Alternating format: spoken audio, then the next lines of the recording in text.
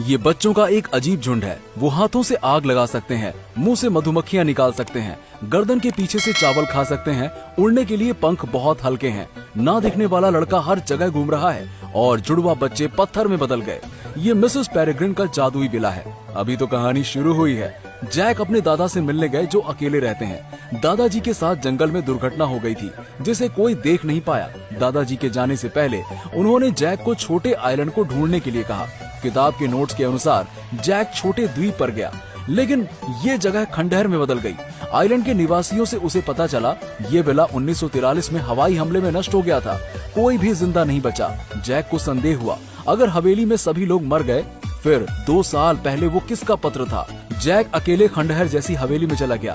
अचानक एक सफेद शर्ट वाली लड़की दिखाई दी। इसके अलावा 2 ममीकृत बच्चे थे। जैक डर गया और भागने लगा। वो बेहोश हो गया। जब वो उठा तो उसे पता चला कि वो एक लड़की के कंधे पर है।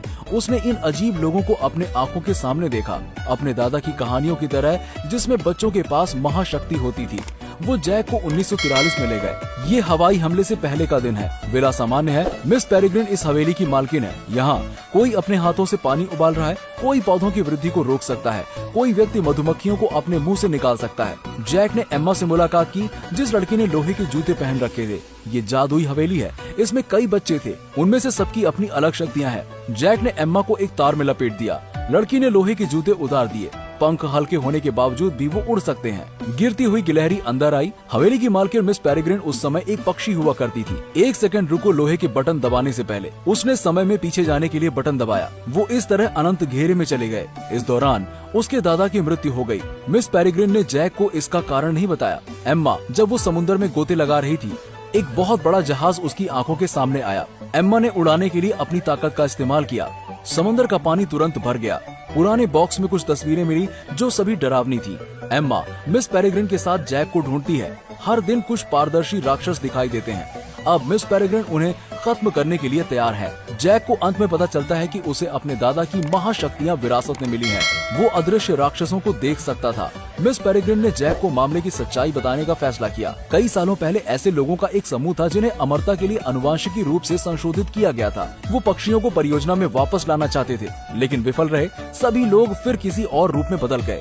पारदर्शी शरीर, बहुत बदसूरत। सुपर पावर के साथ इंसानी रूप में जिंदा रहने के लिए उन्होंने आंखों की रोशनी खानी शुरू कर दी। मिस पेरेग्रिन ने समय चक्र का आविष्कार किया, बच्चों की सुरक्षा के साथ समय की सुरक्षा के लिए। म्यूटेंट ने जैक के दादा को मार डाला, मिस पेरेग्रिन का स्थान पाने के लिए। अमरता की एक लड़ाई फिर से शुरू हुई। जैक अब वास्तविकता में वापस आ गया। म्यूटेंट जैक का पीछा कर रहे थे और जैक का पीछा करते करते ही वो समय चक्र में अंदर आ गए। असहाय मिस पेरेग्रिन एक समय पक्षी में बदल गई जो पिंजरे में है। म्यूटेंट के खतरे से मिस पेरेग्रिन एक पिंजरे में उड़ने वाले समय पक्षी में बदल गयी। उन्होंने सभी बच्चों को सुपर पावर के कमरे में बंद कर दिया। अब अदृश्य राक्षसों को सिर्फ जैक देख सकता था। समय चक्र खत्म हुआ। उन्होंने मिस पेरेग्रिन को बचाने का फैसला किया। एम्मा ने हवा उड़ा दी जिससे नाव डूब गई। समुद्र में नाव अब डूब गई है। वो अब 2016 के समय चक्र में पहुंच गए। एम्मा ने अदृश्य राक्षस को फुसला लिया था। अन्य लोगों ने स्नोबॉल और रंग का उपयोग किया ताकि वो दिखाई दें। कठपुतलियों ने कंकालों और अदृश्य राक्षसों की एक सेना को भयंकर रूप से लड़ने के लिए बुलाया। जुड़वा बच्चों ने अपने मुखौटे खोले। बस उनकी आंखों को देखकर वो तुरंत डर जाएंगे। उसी समय एम्मा ने हवा उड़ाई और राक्षसों को दूर फेंक दिया। जैक अभी भी अपने आप को खोल नहीं सका। एम्मा थक गई थी। उस महत्वपूर्ण क्षण में जैक ने समय पर सफलतापूर्वक पक्षी को बचाया।